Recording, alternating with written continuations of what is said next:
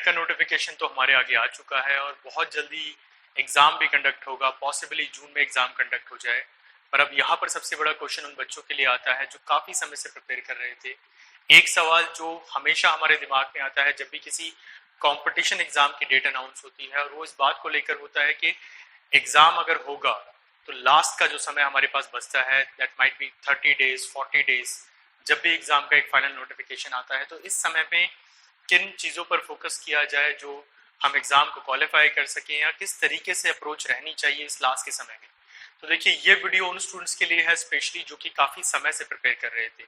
अगर आप नोटिफिकेशन देखने के बाद पढ़ने बैठे हैं तो शायद थोड़ा सा डिफिकल्ट होगा आपके लिए इस वीडियो के थ्रू अपने गोल तक पहुंचना। बट अगर आप काफ़ी समय से प्रिपेयर कर रहे हैं, लास्ट एग्जाम के बाद से आपने डिसाइड किया था कि आपको यूजीसी नेट जो जून 2022 में होगा उसको क्वालिफाई करना है, तो ये वीडियो आप ही लोगों के लिए है। सो स्टूडेंट, अगर आप चैनल पे पहली बार आए हैं तो चैनल के साथ जुड़िए, सब्सक्राइब कीजिए, बेल आइकॉन दबाइए। साथ ही पीडीएफ नोट्स के लिए और बाकी इंफॉर्मेशन के लिए आप हमारे व्हाट्सएप ग्रुप्स के साथ और टेलीग्राम चैनल के साथ जरूर से जुड़िए। Student, welcome to net crackers. मैं अनुराग शर्मा इस चैनल पे आप सबका स्वागत करता हूँ। दोस्तों, अब यहाँ पर जरूरी ये है कि अगर आप किसी भी एग्जाम के लिए प्रिपेयर कर रहे हैं तो सबसे पहली बात तो ये है कि आपकी खुद की इंडिविजुअल जो अब तक की प्रैक्टिस रही है, किस तरीके से आपने चीज़ों को कवर अप किया है, वो बहुत इंपॉर्टेंट है। मेरी सिंपल एडवाइस उन सभी स्टूडेंट्स को रहती है जो लंबे समय से प्रिपेयर कर रहे हैं कि अगर आप 50 to 60% सिलेबस भी बहुत अच्छे से कवर अप कर चुके हैं अपने एग्जाम का, तो बहुत चांसेस हैं कि आप एग्जाम को बहुत अच्छे से क्वालिफाई कर लेंगे। यूजीसी नेट की अगर बात की जाए तो ये एग्जाम दो पार्ट्स में कंडक्ट होता है। पेपर 1 जो जनरल स्टडीज के ऊपर है बेसिकली, और पेपर 2 जो कि आपका सब्जेक्टिव एग्जाम होता है। यहाँ पर जो मार्किंग होती है वो एक एग्रीगेट मार्किंग है। जो परसेंटाइल आपको मिलता है, जो रिजल्ट आता है, वो दोनों ही एग्जाम्स में आपकी परफॉर्मेंस के ऊपर बेस्ड होता है। तो यहाँ पर अगर आप पॉलिटिकल साइंस के स्टूडेंट हैं स्पेशली, तो मैं उसके थ्रू एग्जाम्पल से आपको ये समझाऊंगा कि आप किन चीज़ों के ऊपर फोकस कर सकते हैं। देखिए, हर पेपर के अंदर, हर एग्जाम के अंदर सिलेबस के भी कुछ टफेस्ट एरिया होते हैं जिनको समझने का सबसे अच्छा तरीका होता है कि हम प्रीवियस ईयर पेपर्स को देखें और ये समझें कि पिछले कुछ सालों में क्वेश्चंस कहाँ से ज़्यादा पूछे गए हैं और किस डेप्थ तक क्वेश्चन पूछे गए हैं। कई बार ऐसा होता है कि कुछ पर्टिकुलर एरिया से जो क्वेश्चन पूछे जाते हैं वो बेस से क्वेश्चन पूछे जाते हैं, बहुत बेसिक से क्वेश्चन आपसे पूछ लिए जाते हैं। बट कुछ पर्टिकुलर यूनिट्स के अंदर क्वेश्चंस की डेप्थ बहुत ज़्यादा हो सकती है, विच रिक्वायर्ड कि आप बहुत डेप्थ तक जाके सिलेबस को कवर अप करें। पॉलिटिकल साइंस की अगर मैं बात करूं तो हमारे सिलेबस के अंदर 10 इंपॉर्टेंट यूनिट्स आती हैं जिनको आप 5 पार्ट्स में डिवाइड कर सकते हैं। क्या है ये 5 पार्ट? सबसे पहला पार्ट आता है पॉलिटिकल थॉट्स एंड थ्योरी, जिसको हम 3 यूनिट्स में डिवाइड करेंगे। यूनिट नंबर 1 जो बेसिकली अलग अलग कॉन्सेप्ट्स का जिक्र करती है, अलग अलग थ्योरीज का जिक्र करती है। इसके बाद आती है यूनिट नंबर 2 जो कि वेस्टर्न पॉलिटिकल थॉट्स को आपको समझाती है। अलग अलग थिंकर, अलग अलग एरिया से बिलोंग करने वाले, अलग अलग टाइम में जो आए और जिन्होंने अपने आइडियाज या विचार यहाँ पर रखे। तीसरा जो पार्ट है वो है इंडियन पॉलिटिकल थॉट्स का, जिसमें हम लोग उन थिंकर्स को पढ़ते हैं जो कि मॉडर्न इंडिया में जन्मे हैं और आज़ादी के समय से लेके अब तक जिन्होंने अपने विचार रखे, जिन विचारों के चलते आज इंडियन पॉलिटिक्स जो है यहाँ तक पहुँच पाई है। तो इन 3 एरियाज को जब आप पढ़ते हो तो यूजीसी नेट के अंदर पॉलिटिकल साइंस में ये आपकी प्रायोरिटी होनी चाहिए। क्यों? क्योंकि इन 3 यूनिट से आपसे सबसे ज्यादा कॉन्सेप्चुअल क्वेश्चन पूछे जाते हैं। तो ये बहुत जरूरी है कि आप अपने सिलेबस के अंदर इन 3 यूनिट्स के ऊपर सबसे ज्यादा फोकस करें। एंड सिंपली मैं ये कह सकता हूँ कि अगर ये 3 यूनिट आपकी बहुत मजबूत हैं, स्ट्रॉन्ग हैं, तो ये बहुत पॉसिबिलिटी है कि 15 से 20 क्वेश्चन जो इन यूनिट से आपसे पूछे जाएंगे आप उसमें बहुत अच्छा स्कोर कर सकें। साथ ही इन यूनिट्स को अच्छे से कवर अप करने से एक बेनिफिट आपको ये मिलेगा कि यूनिट नंबर 4 का जो ज्यादातर एरिया है which is come under the comparative politics, वो आपका काफी ज्यादा कवर अप हो जाएगा।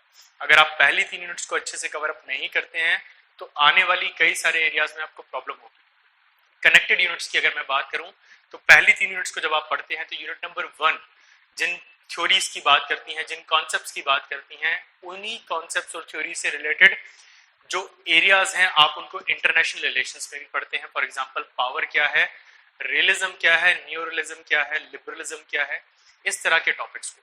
तो अगर आप पहली 3 यूनिट्स को बहुत अच्छे से कवर अप कर चुके हैं तो उसके बाद आप यूनिट नंबर 5 की तरफ जाइए। इससे एक कनेक्शन आपका बन जाएगा, एक पैटर्न पूरा सेट हो जाएगा जो कि आप कवर अप कर सकते हैं इजिली। और साथ ही यूनिट नंबर 5 के बाद यूनिट नंबर 6 को जब आप पढ़ेंगे तो यूनिट नंबर 3 क्योंकि आप ऑलरेडी पढ़ चुके हैं तो यूनिट नंबर 5 और 6 में आपको इसका बहुत बेनिफिट होगा कंटेम्प्रेरी इश्यूज को समझने के लिए।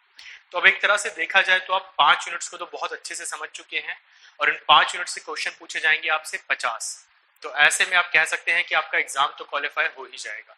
इसके बाद कुछ और एरिया जो कि कनेक्टेड रहने वाले हैं, जैसे कि अगर आप यूनिट नंबर 5-6 पढ़ चुके हैं तो इसके बाद मैं आपको सजेस्ट करूंगा कि आप यूनिट नंबर 7 की तरफ जाइए, जो कि डील करती है कॉन्स्टिट्यूशन ऑफ इंडिया के साथ, framing of constitution of India और क्या इंपॉर्टेंट एरियाज हैं कॉन्स्टिट्यूशन के जो हमें यहाँ पर पढ़ने चाहिए।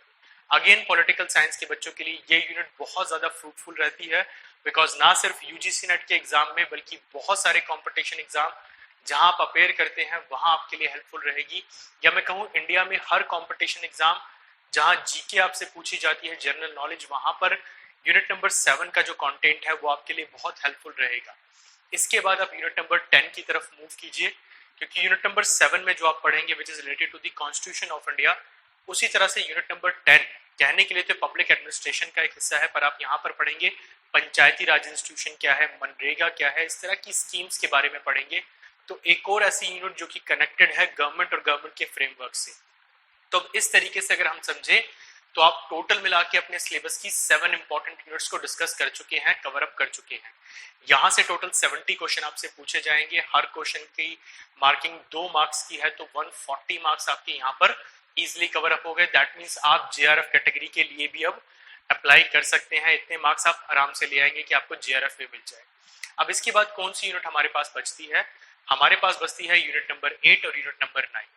यूनिट नंबर 8 की अगर बात की जाए तो ये डील करती है उन इश्यूज के साथ जो कि कहीं ना कहीं पॉलिटिक्स से तो जुड़े हैं, बट इसमें थोड़ी सोशल वैल्यूज भी जुड़ जाती हैं, जैसे कि अलग अलग मूवमेंट्स क्या रही भारत में, ट्राइबल मूवमेंट्स किस तरह की रही भारत में, किस तरह का पॉलिटिकल फ्रेमवर्क है भारत में, पॉलिटिकल पार्टीज का सिस्टम क्या है, उनकी आइडियोलॉजीज क्या होती है, कास्ट एंड रिलीजन का क्या रोल है भारत के समाज में, ये सारे पॉइंट्स। ऑल्दो ये एक थ्योरेटिकल यूनिट है, बट इंपॉर्टेंट इसलिए है क्योंकि इस यूनिट को पढ़ने से ना सिर्फ आपकी जनरल अंडरस्टैंडिंग इंप्रूव होती है, इसी के साथ साथ इंडिया की जो पॉलिटिकल सिनेरियोज हैं, स्पेशली अगर आप आज के समय में देखें तो उनको समझना आपके लिए बहुत एक तरह से हेल्पफुल हो जाता है और जनरल नॉलेज भी काफी ज्यादा एड ऑन हो जाती है। अगेन ये एक इंपॉर्टेंट और बहुत ईजी यूनिट है कवर अप करने के लिए। इस यूनिट को कवर अप करने के बाद अब आप दोबारा कंपेरेटिव पॉलिटिक्स को एक बार पढ़ने की कोशिश कीजिए, आपको लगेगा कि कंपेरेटिव पॉलिटिक्स के कॉन्सेप्ट अब कहीं ज्यादा क्लियर हैं आपके लिए और बहुत इजीली आपको समझ में आने लगे।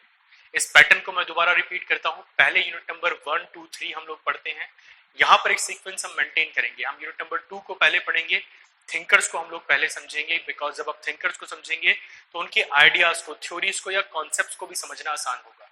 यूनिट नंबर 2 के बाद यूनिट नंबर 1 हम लोग पढ़ेंगे। अब हमारे लिए दोनों चीजें सीक्वेंस में बहुत आसान हो गई हैं। अब यूनिट नंबर 3 की तरफ हम जाएंगे, इंडियन पॉलिटिकल थॉट्स को पढ़ेंगे। फॉर एग्जांपल अगर आप सीधा इंडियन पॉलिटिकल थॉट्स को पढ़ते हैं तो क्या प्रॉब्लम आ सकती है? प्रॉब्लम ये आएगी कि जब आप सोशलिज्म को पढ़ेंगे, लिबरलिज्म को पढ़ेंगे, मार्क्सिज्म को पढ़ेंगे एम एन रॉय के साथ, तो आपको लगेगा कि मार्क्सिज्म तो मुझे आती ही नहीं है।